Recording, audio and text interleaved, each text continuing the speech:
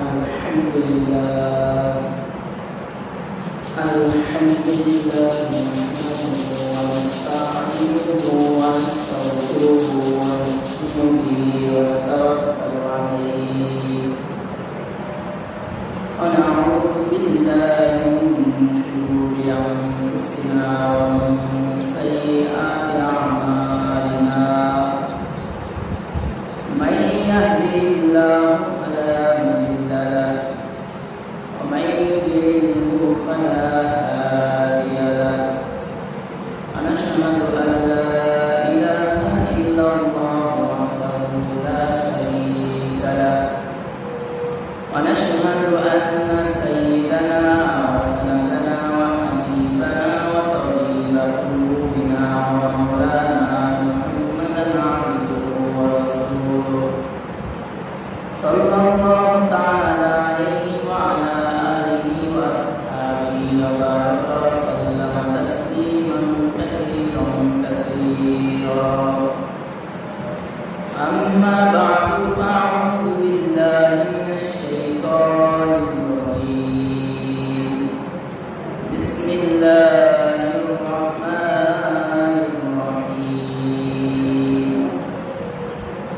إن الله يحب التوابين ويحب المتطهرين أو كما قال عليه الصلاة والسلام إن الله وملائكته يصلون على النبي يا أيها الذين آمنوا صلوا عليه وسلموا تسليما اللهم صل على محمد وعلى آل محمد كما صليت على إبراهيم وعلى آل إبراهيم إنك حميد مجيد اللهم بارك على محمد وعلى آل محمد كما باركت على إبراهيم وعلى آل إبراهيم إنك حميد مجيد الحمد لله মহান আল্লাহ রব্বুল আলামিনের দরবারে লাখ কোটি শুকরিয়া যে আল্লাহ রব্বুল আলামিন আপনাকে আমাদের আল্লাহর মসজিদে জুমার নামাজের উদ্দেশ্যে আসার এবং বসার তৌফিক দান করেছে সেই বিশ্বমালিক বিশ্ব প্রতিপালকের দরবারে শুকরিয়া আদায় করি আলহামদুলিল্লাহ আলহামদুলিল্লাহ। আমি আপনাদের সামনে একটি আয়াতের অংশ পাঠ করেছি। আয়াতে বলা হয় ইন্নাল্লাহা ইউহিব্বুত তাওয়াবিন ওয়া ইউহিব্বুল মুতাতাহহিরিন। আল্লাহ পাক রব্বুল আলামিন বলে আমি তওবাকারী এবং পবিত্র বান্দাকে ভালোবাসি। আজ আমরা আয়াতের প্রথম অংশ যে পাঠ করেছি প্রথম অংশ নিয়ে আলোচনা করব। আল্লাহ যে উপকারী কথাগুলো যেগুলো আমাদের প্রয়োজন সেগুলো যেন আমার জবান থেকে বের করে দেওয়া হয় না। আমাদের মুমিন মুসলমানের সবচেয়ে বেশি দরকার হলো মাগফিরাত, আল্লাহর কাছ থেকে ক্ষমা পাওয়া। কারণ দুনিয়ায় আসছি আখিরাত কামাইয়ের জন্য। দুনিয়া কামাইয়ের জায়গা, দুনিয়াও কামাইয়ের জায়গা, আবার আখিরাতও কামাইয়ের জায়গা। কিন্তু আমরা আখিরাতকে গুরুত্ব দিই না, আমরা দুনিয়াকে গুরুত্ব দিই। কিন্তু সর্বোপরি বিষয় হলো একজন মুসলমানের সবসময় চাওয়া থাকবে যে আমি আল্লাহর কাছ থেকে ক্ষমা পাবো, আমার আল্লাহ আমাকে মাফ করে দিলেন। কারণ আমাদের হায়াতের জীবনে আমরা যদি আমাদের গুনাহের দিকে তাকাই, দেখবেন এমনও গুনাহ আছে যে গুনাহ যদি আমার সন্তান শুনে যে গুনাহ আছে বাবা, কিন্তু সন্তান বাবাকে বাবা বলে ডাকতেও লজ্জা পাবে। স্ত্রী স্বামীর সাথে থাকতে লজ্জা পাবে, এত গুনাহ আছে। কিন্তু গুনাহগুলো আল্লাহ গোপন রেখেছে। আর এমন এক জামানা ছিল হাত দিয়ে গুনাহ করছে, হাত অচল হয়ে গেছে। পরের দিন সকলে বলতে পারছে যে হাত দিয়ে গুনাহ করেছে, এই জন্য হাত অচল হয়ে গেছে। চোখ দিয়ে গুনাহ করেছে, চোখ অসল হয়ে গেছে, মানুষ দেখলে পরে বুঝতে পারছে যে চোখ তারা কি করছে, গুনাহ করছে। যে অঙ্গ প্রত্যঙ্গ তারা গুনাহ করেছে সেই অঙ্গ প্রত্যঙ্গ কি হয়ে গেছে, অচল করে দিয়েছে, মানে আল্লাহ নগদ নগদ শাস্তি দিয়েছে। কিন্তু উম্মতে মুহাম্মাদীর শাস্তি মানে নগদ দেয় না, গোপন রাখছে। এর মানে হলো আল্লাহ আমাদেরকে অনেক ভালোবাসে এবং আমাদেরকে নাজাত দিতে চান, মাগফিরাত দিতে চান আল্লাহ আমাদেরকে। কিন্তু আমরা সেই মাফ করতে রাজি না। সাহাবারা রাদিয়াল্লাহু তাআলা আনহু তারাও গুনাহ করেছে। আবার নবীর হাতে বায়াত হয়ে যখন মুসলমান হয়েছে, এরপরেও গুনাহ হয়ে গেছে, সাথে সাথে আল্লাহ রাসূলের কাছে দৌড়ে এসেছে যে আল্লাহ রাসূল গুনাহ করে ফেলেছে। আর তারা একটা গুনাহ করলে 1000 বার তওবা করত, মানে পেরেশানি হয়ে যেত, কিভাবে আল্লাহর কাছ থেকে মাফ নিব। আর আমরা হাজার হাজার গুনাহ করি কিন্তু তওবার ধারে কাছেও যাই না। এই জন্যই তো যখন গুনাহ বেড়ে যাবে তখন বিভিন্ন রোগ ব্যাধি দেখা দিবে, বিভিন্ন মহামারী দেখা দিবে। এই যে বর্তমানে চলতেছে হাম, আসলে এগুলো কেন? তারপরে যে করোনা গেল, এখন আবার আসতেছে যে বাচ্চাদের হাম হয়, এমনকি মারাও গেছে কটা দিন। তো এই যে এগুলো হলো আমাদের গুনাহের কারণে। যখন মানুষের গুনাহ বেড়ে যাবে তখন রিজিকের দরজা বন্ধ হয়ে যাবে, তখন অভাব অনটন দেখা দিবে। আবার তওবা করলে আল্লাহ সেই রিজিক খুলে দিবেন। হযরত হাসান বসরি রাদিয়াল্লাহু, হাসান বসরির কাছে এসে এক লোক বলতেছে, হযরত আমার বিবাহ হয় না, কাজে তওবা করো। আর এক লোক এসে বলতেছে, হযরত আমার ব্যবসা বাণিজ্যে বরকত হয় না, কাজে তওবা করো, তোমার গুনাহের কারণে হয় না। আর এক লোক বলতেছে, হযরত আমি নিঃসন্তান, সন্তান হয় না, কাজে তওবা করো। মানে যে যা সমস্যা নিয়ে আসে হযরত হাসান বসরি রাহমাতুল্লাহ আলাইহি বলে তওবা করো। শেষে খাদেম জিজ্ঞাসা করে, হযরত সবাইকে তওবা করতে বললেন? সব কিছুর মূল ঔষধই তো তওবা। কারণ যখন তওবা করবে তখন আল্লাহ খুশি হয়ে ওগুলো দিয়ে দেবে। আল্লাহ আমাদেরকে মাফ করতে চায় কিন্তু আমরা সেটা নিতে পারতেছি না। আমরা মনে করি গুনাহ করে ফেলেছি, আল্লাহ যে আমাদেরকে মাফ করবে। 100 খুনের আসামি, তার ভিতরে আল্লাহর ভয় ঢুকছে, তওবা করতে হবে, তো সেও আল্লাহর কাছে মাফ পেয়েছে। কিন্তু কখন পেয়েছে? যখন তার মন থেকে, দিল থেকে আসছে যে না, এখন তওবা করতে হবে, তওবার রাস্তা খুঁজছে, তো আল্লাহ দেখায় গেছে। হযরত মুসা আলাইহিস সালাম বলে, আল্লাহ প্রত্যেক দিনই দূর পর্বতে এসে কথা বলি, ও রব্বুল আলামিন, একদিনও তো আপনাকে দেখতে পাই না, কত কথা তো বললাম, একটু কি দেখা দেওয়া যায় না? আপনি কোথায় আছেন? আপনার ঠিকানাটা দেন। আল্লাহ বলে, মুসা, আমি ভালো পবিত্র দিলের ভিতর থাকি, অন্তরের ভিতর থাকে। যার দিল পবিত্র তার দিলের ভিতরেই আল্লাহ বসবাস করে। এটা আল্লাহ মুসা আলাইহিস সালামকে বললেন। এবার চিন্তা করেন, আমাদের দিলে যে আল্লাহ আছে, আমরা সার্বক্ষণিক জবান থেকে বিপদ, শিকায়েত, মিথ্যা, পাপাচার এগুলোর ভিতরে লিপ্ত থাকি। তার মানে আমাদের দিলের ভিতরে আল্লাহ নাই। ওই দিল তো দিল না, ওই অন্তর না, যে অন্তরে আল্লাহ নাই। ওই ফুল না, যে ফুলের কি নাই, ঘেরান নাই। ঠিক সেরকমেরই দিলের ভিতর আল্লাহকে বসাতে হবে। হযরত হাকিম লোকমান, আল্লাহ তাকে জ্ঞান ও বিজ্ঞানের ভান্ডার দান করেছেন। হাকিম লোকমান আলাইহিস সালাম বলে, আমি 400 আসমানি কিতাব গবেষণা করেছি। 400 আসমানি কিতাব গবেষণা করে আমি চারটা কথা বের করেছি। কেউ যদি চারটা কথা মানতে পারে সে কামিয়াব। কয়েক দুইটি স্মরণ রাখতে হবে, দুটি ভুলে যেতে হবে। দুটি স্মরণ রাখতে হবে কি? সর্বদা আল্লাহর জিকির অন্তরে রাখা। সর্বদা তো সব সময় জিকির করার সময় পাবে না।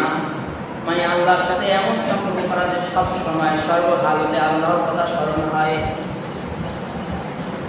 আরেকটা হলো মৃত্যুর স্মরণ রাখা। মৃত্যুর স্মরণ যার ভিতর থাকবে সে তো গুনাহ করতে পারবে না। মৃত্যু কখন আসবে জানি না। এই দুইটা জিনিস দিলের ভিতর থাকবে, স্মরণ থাকবে সবসময়, মৃত্যুর স্মরণ আর আল্লাহর স্মরণ। তাহলে তার দ্বারা গুনাহ করা সম্ভব না এবং সে এখন আল্লাহ হয়ে যাবে। আবার দুইটা জিনিস ভুলে যেতে হবে। কেউ তোমাকে গালি দিছে সেটা ভুলে যাও, কেউ তোমাকে থাপ্পড় দিছে ভুলে যাও, কেউ তোমাকে ব্যঙ্গ করে কথা বলেছে ভুলে যাও। আবার তার সাথে দেখা হচ্ছে তুমি সালাম দাও, মুসাফা করো, তাহলে তোমার জীবন কামিয়াব। আর একটা জিনিস ভুলে যেতে হবে, সেটা হলো তুমি নিজে যা ভালো কাজ করবা সেটা ভুলে যাবা। কারণ নিজের ভালো কাজগুলা নিজে যদি না ভুলি তাহলে ভিতরে অহংকার তৈরি হয়। আমি এত এত কোরআন তেলাওয়াত করেছি, আমি এত এত তাহাজ্জুদের নামাজ পড়েছি, আমি এত এত নফল করেছি, আমি এত এত মানুষকে উপকার করেছি, আমি এত এত মানুষকে খাওয়াইছি। এইগুলা দিলের ভিতর স্মরণ থাকলে কাউকে খোটা দেন আর না দেন, যে কোনো কারণে নিজের মনের ভিতর থেকে অহংকার তৈরি হয়ে যেতে পারে। এজন্য সর্বদা দুটি জিনিস স্মরণ রাখতে হবে। এক হলো জিকরুল্লাহ, আল্লাহর স্মরণ সবসময় থাকতে হবে।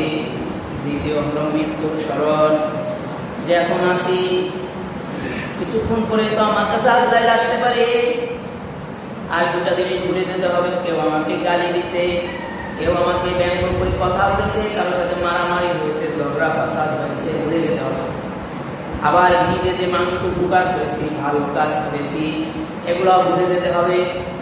আর নয় মনের ভিতরে অহংকার এসে যাবে। এই জন্য এই চারটা জিনিস যদি সর্বদা সকলের স্মরণে থাকে তার জীবন কামিয়াব। গুনাহ, আমরা গুনাহ করি, তওবা করি না। অথচ হাকিমুল উম্মাত আশরাফ আলী থানভী রাহমাতুল্লাহ আলাইহি বলেন, এক এলাকায় বানরের উৎপাত বেড়ে গেছে। বানর মানুষকে বড় ডিস্টার্ব করে, মানুষের ফসল খেয়ে ফেলে, মানুষকে শান্তি মতো থাকতে দেয় না। তো মানুষ এবার চিন্তা করলো, বানরের কারণে অশান্তিতে আছি, চলো আমরা জঙ্গলের চারপাশে আগুন দিয়ে দিই। চারপাশে আগুন দিয়ে দিয়া বানরগুলাও মরে যাবে, আমরা বানর থেকে রক্ষা পাবো। কথা মতো পেট্রোল ঢেলে জঙ্গলের চারপাশে আগুন ধরায় দেওয়া হলো। সকল বানরগুলা মাঝখানে একসাথে হলো। জানে মৃত্যু নিশ্চিত, এখন আর বাঁচার উপায় নাই। তো বড় সর্দার যে বানর, সে তার পা দুটো সামনে দিয়া আসমানের দিকে উঠে চোখ থেকে পানি ফেলতেছে।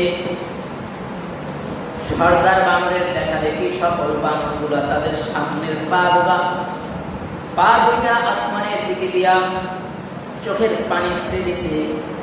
আশরাফ আলী থানভী বলে, ওরা চোখের পানি ছেড়ে বলতেছিল, মনে হয় যেন যে আল্লাহ মানুষকে অনেক কষ্ট দিয়েছি, আর কষ্ট দিব না। বলা হয় পা তুলে বানর চোখের পানি ছাড়তে দেরি, কিন্তু আসমান থেকে বৃষ্টি হতে আর দেরি হয় নাই। আসমান থেকে বৃষ্টি হয়ে সাথে সাথে আগুন নিভে গেছে। মানুষ বলে, যে বানরের চোখের পানি আল্লাহর কাছে পছন্দ, সে বানরকে আর আগুন দিয়ে মারা যাবে না। মানুষ আর আগুন দেয় নাই, আর বানর আর ডিস্টার্ব করে নাই। একটা প্রাণীর ভিতরেও আল্লাহর ভয় আছে। একটা প্রাণীও বুঝছে যে কিভাবে আল্লাহর কাছে চাইতে হবে। কিন্তু আপনার আমার সেই বুঝ নাই, আপনার আমার সেই বুঝ ব্যবস্থা নাই। আমরা গুনাহ করি, আবার আমরা সেটাকে প্রকাশ করি। আল্লাহ আমাদের গুনাহগুলা গোপন রেখেছেন, কিন্তু আমরা বলি অমুক জায়গায় এইটা করছি, অমুকের দাব চুরি করে খেয়েছি, অমুকের ফসল চুরি করে খেয়েছি, এটা আমরা বলে বেড়াই। এই বলার দ্বারা কি ক্ষতি জানেন? হাসরের ময়দানে আল্লাহ গুনাহ আপনার গোপন রেখা জান্নাত দিয়ে দিলে, যার কাছে বলছেন সে বলবে আল্লাহ জান্নাত দিচ্ছেন, তো এই কাজ করছিল, বরং আপনি সাক্ষী বানাইলেন। গুনাহ তো করছে, আবার এটাকে গর্ব করে বলে, মানে কিছু মনেই করে না। অথচ গুনাহ প্রকাশ করা যাবে না, আর মানুষ মানে গুনাহ হয়ে যাবে, কিন্তু সাথে সাথে আল্লাহর কাছে মাপ চেতে হবে, আল্লাহর ভয় ভিতরে থাকতে হবে। বলা হয় এক কাপুর চোর তার দিলের ভিতর যে কোনো কারণে আল্লাহর ভয় শিখেছে, সন্তানদেরকে বলে, সন্তানরা রে আমি মারা গেলে আমার লাশ মাটি দিবা না, আমার লাশ আগুনে পুড়বা, আগুনে পুড়া ছাই হওয়ার পর কিছু ছাই সমুদ্রে ভাসায় দিবা, আর কিছু ছাই বাতাসে উড়াই দিবা। সন্তানরা পিতার নসিহত অনুযায়ী একই কাজ করলো, কিন্তু যতই ছাই বানানো হোক আল্লাহ তো আবার একত্রিত করতে পারে। আল্লাহ বলে বান্দা কেন এই কথা সন্তানদের বলে আসলাম? কয় আল্লাহ আমার দিলের ভিতর আপনার ভয় কাজ করছে যে জীবনে এত গুনাহ করেছি, আমি হয়তো আপনার কাছ থেকে মাপ পাবো না, আপনি যেন আমাকে একসাথে করতে না পারেন, সেই জন্য বাতাসে উড়াই দিতে বলছি আর পানিতে ভাসায় দিতে বলছি। আল্লাহ বলে বান্দা আমার ভয়ে এই কথা বলছো, যাও আমি তোমাকে মাফ করে দিলাম। অর্থাৎ দিলের ভিতর, অন্তরের ভিতর যত আল্লাহর ভয় থাকবে ততই জীবনে কামিয়াব হওয়া যাবে, সফল হওয়া যাবে। ওই যে মান্না সালোয়া বনি ইসরাইলের যুগে সূরা বাকারা, আমরা জানি সূরা বাকারা নাম, বাকারা অর্থ হলো গরু। বনি ইসরাইলের যুগে এক মা আর সন্তানের কাছে আসমান থেকে খাবার আসতো, তাদের কোনো জীবিকা উপার্জন করতে হতো না, তাদের বাহিরে কাজ করতে হতো না, তারা ঘরে বসে থাকতো আর জান্নাত থেকে খাবার আসতো 2 বেলা। একদিন সন্তান মাকে বলতেছে, মা আসমানি জান্নাতি খাবার তো কতই খাইলাম, এখন একটু দুনিয়ার রান্না করা গোশত খেতে ইচ্ছা করে। মা বলে সন্তান এমন কথা বলিস না, তাহলে আল্লাহ নারাজ হয়ে যাবে, আল্লাহ রাগ হয়ে যাবে, তাহলে আসমানি খানা বন্ধ হয়ে যাবে। আসমানি খানা খেতে খেতে সন্তান এই কথা বলছে যে আসমানের খাবার আর খেতে ইচ্ছা করে না, দুনিয়ায় পেঁয়াজ মরিচ রসুন এই যে বিভিন্ন মশলা দিয়ে রান্না করা এই খাবার তার খেতে ইচ্ছা করছে। কথা বলছে তো আসমানি খাবারও আসা বন্ধ হয়ে গেছে, যেটাকে বলা হয় মান্না সালওয়া।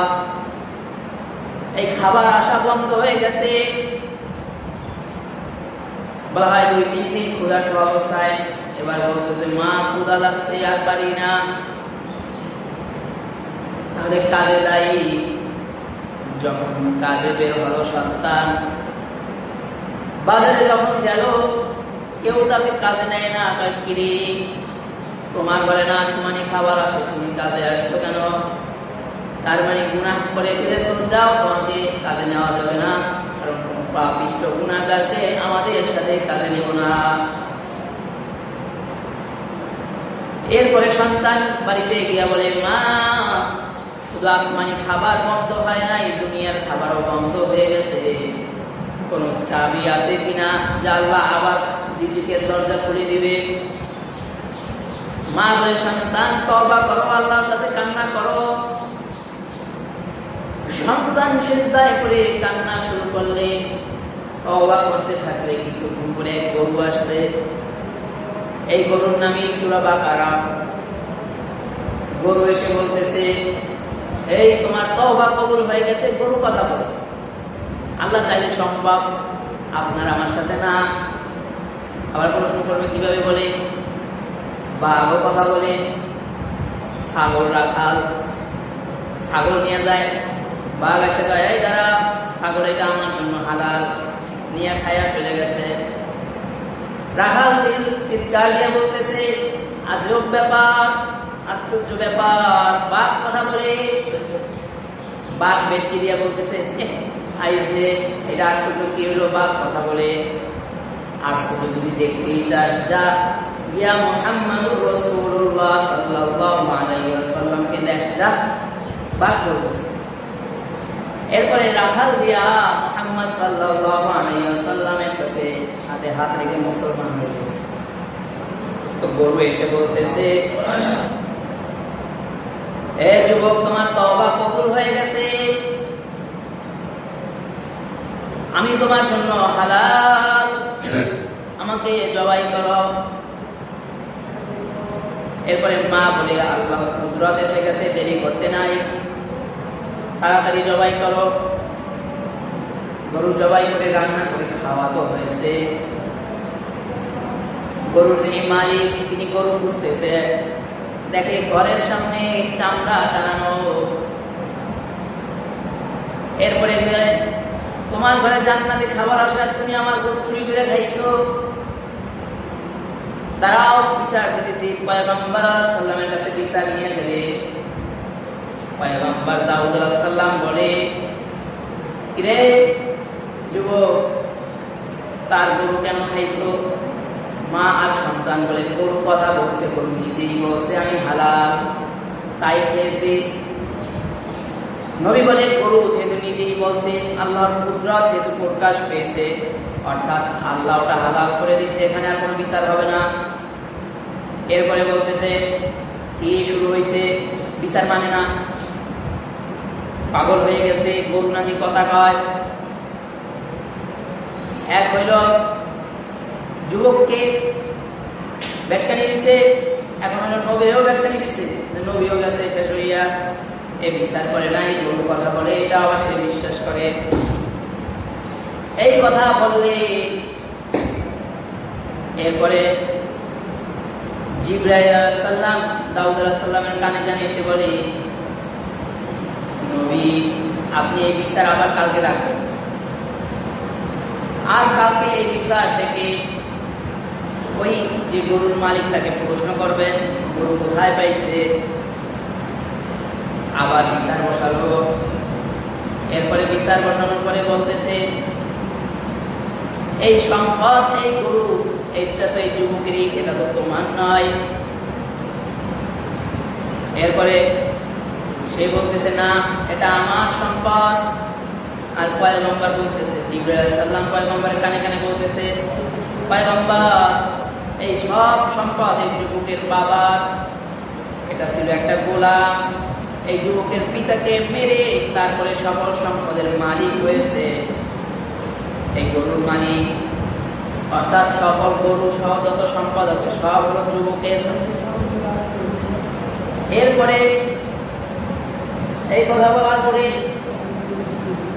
দাউদ আলাইহিস সালাম বলে তুমি কি গোলাম ছিল না? মালিককে মেনে মালিককে হত্যা করে রাতারাতি ধনী হও নাই? বলে না, এগুলো আমার পৈতৃক সম্পদ, নিজের বাপ দাদার ভিটা সব। এরপরে আল্লাহ সাথে সাথে জবান বন্ধ করে দিয়েছে, জবান বন্ধ করে দিয়া হাতের জবান খুলে দিছে। হাত বলতেছে পয়গম্বর এই নাফরমান আমাকে দিয়া চুরি করছে। হাত বলতেছে পয়গম্বর এই নাফরমান আমি হাতকে দিয়া তার মালিককে হত্যা করেছে, হত্যা করে তিনি সম্পদের মালিক হয়ে গেছে। এরপরে বিচারের ফয়সালা হলো এই যুবক যেহেতু সত্য প্রকাশ পেয়েছে সকল সম্পদ তোমার পিতার, তোমার পিতাকে হত্যা করে তিনি ধনী হয়ে গিয়েছিল, যেহেতু তোমার পিতাকে হত্যা করেছে তুমিও তাকে হত্যা করো। কিসাসের মধ্যে কিসাস, যুবক তার বাবার হত্যার মধ্যে হত্যা করলো। পয়গম্বর বলে যুবক যাও, এখন সকল সম্পদ তুমি আর তোমার মায়ের। এরপরে দাউদ আলাইহিস সালাম বলে এই যুবক কি তওবা করলা, কি আমল করলা যে আমলের কারণে নিজের হারানো সম্পদও ফিরে পেলাম। যুবক বলে তওবা করেছি, তওবার আমল করেছি। তওবার আমল করার কারণে আল্লাহ তাআলা খুশি হইয়া আমাদের পুরানো রিজিক আমাদেরকে ফিরিয়ে দিয়েছে। অর্থাৎ তওবা করলে আল্লাহ ভালোবাসে। কেমন গুনাহগার হলে আল্লাহ মাফ করবে? বলা হয় আমরা গুনাহ করেছি, নামাজ পড়ি না, রোজা রাখি না, আমাদেরও কি আল্লাহ মাফ করবে? আমরা এরকম মনে করি না। বলে গুনাহ যত বড়ই হোক, আল্লাহর রহমত দয়া আরো বেশি বড়। এক সাহাবী আল্লাহর রাসূল সাল্লাল্লাহু আলাইহি ওয়াসাল্লামকে বলতেছে, আল্লাহর রাসূল, আমার মনে হয় আমাকে আল্লাহ মাফ করবেন না। আল্লাহর রাসূল বলে, তোমার গুনাহ যত বড়ই হোক, আল্লাহর ক্ষমা তার থেকেও বড়। অবশ্যই আল্লাহ তোমাকে ক্ষমা করবে। তাই না? আমার মন বলে আমাকে ক্ষমা করবে না। কেন? জানেন, এক সময় আমি আমার নিজের হাতে আমার অসংখ্য কন্যা সন্তানকে আমি নিজেই দাফন করেছি, মেরে ফেলেছি। একবার ব্যবসায় চলে গেছি, আমার স্ত্রী অন্তঃসত্ত্বা ছিল, প্রেগনেন্ট ছিল। আমি তো ব্যবসায় চলে গেছি, অনেকদিন পর আসছি। আরে এদিক দিয়ে একটা কন্যা সন্তান হয়েছিল, সন্তানটা বড় হয়েছিল, কথা বলা শিখেছিল। মা বাবার খেদমত করা শিখাইছে, যাতে বাবা তাকে হত্যা না করে। সন্তানটা বাবা বাবা বলে ডাকতো। আল্লাহ রাসূল সন্তানটা নিজের হাতে আমায় খাওয়াই দিছে, নিজের হাতে আমার কাছে পানির গ্লাস আগায় দিছে। ছোট ছোট কণ্ঠে বাবা বাবা বলে ডাকতো। কিন্তু আমি এত পাষাণ ছিলাম, সন্তানকে মা বলে ডাকতেছি, মা চলো ঘুরতে যাব। মা বলে ডেকে ঘুরতে নিয়ে গেছি। ঘুরতে নিয়ে পাহাড়ি এলাকা, পাহাড়ের মাটি গর্ত করতেছিলাম। সন্তান তার নিজের গায়ের জামার আঁচল দিয়ে আমার গায়ের ঘাম মুছে দিতেছিল, আর বলতেছিল, বাবা এত কষ্ট কেন করো, এখানে কি করবা? আমি বললাম, মা দেখবা এখানে কি করি, একটু অপেক্ষা করো। নিজের আঁচল দিয়া আমি বাবার ঘাম মুছে দিতেছিল। কিন্তু এত পাষাণ, খেলতে থাকা সন্তানটাকে ডেকে বলতেছি, মা এদিকে আসো। মা বলেও ডাকতেছি, গর্ত খোঁড়া হয়ে গেছে। মা বলে ডাক দিয়ে বলি, দেখো কত সুন্দর একটা জিনিস বানাইছি, গর্ত বানাইছি। যখন সন্তানটা গর্তের কাছে সামনে এসে দাঁড়াইছে, নিজেই নিজের হাত দিয়া কষি গর্তের ভিতর হাত দিয়া ধাক্কা দিয়া গর্তের ভিতর ফেলে দিছি। ফালাইয়া দেওয়ার পরে গর্তের ভিতর থেকে সন্তানটা বলতেছিল, বাবা আমি আর আপনাকে বাবা বলে ডাকবো না, আপনি যেখানে থাকবেন সেখানে আমি থাকবো না, আমি অনেক দূরে চলে যাব, আমাকে মাইরেন না। কিন্তু আমি জোরে জোরে পাথর নিক্ষেপ করতেছিলাম। সন্তানটা বারবার মায়াবী সুরে বাবা বাবা বলে ডাকতেছিল, আর বলতেছিল, বাবা আমায় মাইরেন না, আমি আর আপনাকে বাবা বলে ডাকবো না, যেখানে আপনি থাকবেন সেই শহরে আমি থাকবো না, আমি অন্য শহরে চলে যাব। নিজেই নিজের কন্যাকে মাটি চাপা দিয়ে দিছি, নিজেই নিজের হাতে পাথর দিয়া সন্তানটাকে মাটি চাপা দিয়ে দিছি। ও আল্লাহ নবী, আল্লাহকে আমাকে মাফ করবে। আল্লাহ নবী তখন বলে, ও সাহাবী, যত বড় গুনাহ করো না কেন, আল্লাহর ক্ষমা কিন্তু তার থেকে বড়। এত বড় গুনাহ করেছে যে নিজেই নিজের সন্তানকে মাটির নিচে দাফন দিয়ে দিচ্ছে। একবার চিন্তা করেন, আপনার আমার জীবনে কি এরকম গুনাহ আছে? আপনি আমি কি কোনো জীবন্ত মানুষকে মাটি চাপা দিছি? না, দেই নাই। তার মানে এত বড় নাফরমানি আমরা করি নাই, এত বড় নাফরমানি, এত বড় গুনাহ আমরা করি নাই। তাহলে আমরা কেন হতাশ হয়ে যাই যে আল্লাহ ক্ষমা করবে না? আমরা কেন হতাশ হই যে আল্লাহ ক্ষমা করবে না? অবশ্যই যদি সন্তানকে মাটি চাপা দিয়ে মারা মানুষটাকেও আল্লাহ মাফ করে সাহাবী বানায় দিতে পারে, তাহলে আপনার আমার যে গুনাহগুলো আছে আল্লাহ চাইলে গুনাহগুলো মাফ করে দিবে। এই জন্য বেশি বেশি তওবা ইস্তেগফার করা। আল্লাহ রাসূল নিজেও দৈনিক 100 বার ইস্তেগফার করতো, তওবা করতো। তার মানে কি আল্লাহ রাসূল গুনাহগার না? আল্লাহ রাসূল করছে উম্মতকে শেখানোর জন্য। কখন তওবা করবেন? আর 2 দিন যাও, 1 মাস যাক, তওবা করবেন। কখন মারা যাবেন জানেন? এই যে ঈদের ভিতরে কতগুলা দুর্ঘটনা বাংলাদেশে ঘটছে, আপনারা মিডিয়ায় দেখছেন। এতদিন দেখছেন লঞ্চ পানিতে ডুবে, কিন্তু বাস পানিতে ডুবছে। কত আশা, কত স্বপ্ন নিয়ে আসছে, ঈদ পালন করবে, আবার সকলের কর্মজীবনে ফিরবে। তারা কি ভাবছিল যে বাসটা ডুবে তারা মারা যাবে? এক বাচ্চার আর্তনাদ, নিজে বাঁচলাম কিন্তু মাকে বাঁচাতে পারলাম না। আর এক বাবা আর্তনাদ করে বলতেছে, পানির ভিতর থেকে আমি তো গাড়িতে ছিলাম না, কিন্তু আমার স্ত্রী সাঁতার দিয়ে বের হয়ে গেছে, কিন্তু আমার একটা কন্যা সন্তান ছিল, 13 বছর বয়স, সাঁতার জানতো না, 18 পারার হাফেজ ছিল, ওখানে মারা গেছে। কত স্বপ্ন ছিল সন্তান হাফেজা হবে, সন্তানকে দেখবে হাফেজা হিসেবে। তাহলে কখন মারা যাবে জানেন নাকি? না, জানেন না। এই জন্য সর্বহালতে গুনাহ হয়ে যাবে। তার মানে এটা নয় যে তওবা করলেই আল্লাহ মাফ করে। তওবা করে তওবার উপর ইস্তেকামাত থাকতে হবে, অটল থাকতে হবে। গুনাহ করব না, এরপরে গুনাহ হয়ে যাবে। এরপরে গুনাহ হয়ে গেলে সাথে সাথে তওবার জন্য পেরেশানি হয়ে যেতে হবে যে আল্লাহ মাফ করে দেন, গুনাহ করে ফেলাইছি।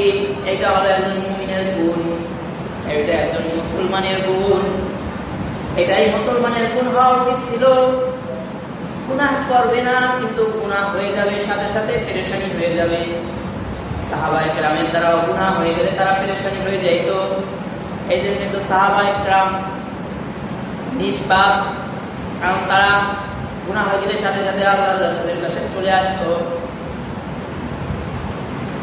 আমি যে কথাগুলো বলছি এর দ্বারা আপনারা বুঝতে পারছেন যে তওবা, গুনাহ যত বড়ই হোক, আল্লাহর ক্ষমা কিন্তু তার থেকেও বড়। এই জন্য ভাই, এখন আছেন, একটু করে মারাও যেতে পারেন। গুনাহগার অবস্থায় মারা গেলে কিন্তু কবরে আযাব শুরু হয়ে যাবে। আর যখন তওবা করে, আমরা তো মনে করি মৃত্যুর সময়, এখন মৃত্যু যখন ঘনিয়ে আসে তখন তওবা করা। মৃত্যুর সময় ঘনিয়ে আসলে তওবা করলে কাজ হবে না। এদের জিন্দেগিতে এখন শুনছেন তওবা করতে হবে, এখনই তওবা করতে হবে যে আল্লাহ শুনছি, আমরা আর গুনাহ করব না। গুনাহ হয়ে যাবে, তারপরে কি করবেন? সাথে সাথে আবার আল্লাহর কাছে মাফ চাইবেন। যে কথাগুলো বলা হয়েছে আল্লাহ তাআলা আপনাকে আমাকে আমল করার তৌফিক দান করুন। আমিন। আলহামদুলিল্লাহ।